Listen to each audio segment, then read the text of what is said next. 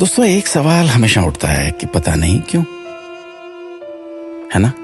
अब किसी भी विषय पर बात कीजिएगा तो आपके जहन में भी ये बात निकलेगी, पता नहीं क्यों।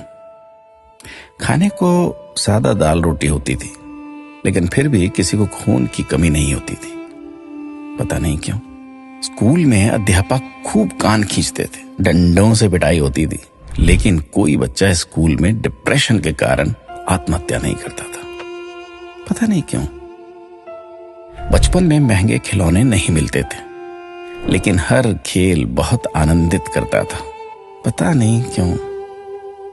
घर कच्चे होते थे, कमरे कम होते थे, लेकिन माता पिता कभी वृद्धाश्रम नहीं जाते थे, पता नहीं क्यों।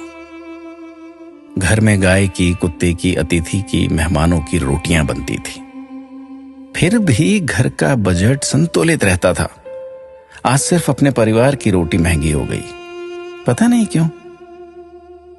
महिलाओं के लिए कोई जिम या कसरत के लिए विशेष साधन नहीं थे, फिर भी महिलाएं पूर्ण रूप से, संपूर्ण रूप से स्वस्थ रहती थी, पता नहीं क्यों।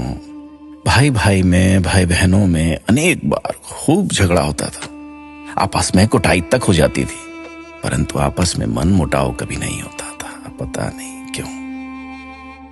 परिवार बहुत बड़े होते थे, पड़ोसियों के बच्चे भी दिन भर खेलते थे, फिर भी घरों में ही शादियां होती थी, पता नहीं क्यों। माता पिता थोड़ी सी बात पर थप्पड़ मार देते थे, लेकिन उनका मान सम्मान कभी कम नहीं होता था, पता नहीं। ऐसे अनेक क्यों के सवाल दिल में उठ रहे हैं। आप सभी तक इस क्यों को पहुंचाने की कोशिश कीजिए। शायद फिर से पहले जैसा सौहार्दपूर्ण वातावरण, आपसी प्रेम, एकता का माहौल बने। एक एक 11 होते हैं। अपना ख्याल रखिएगा।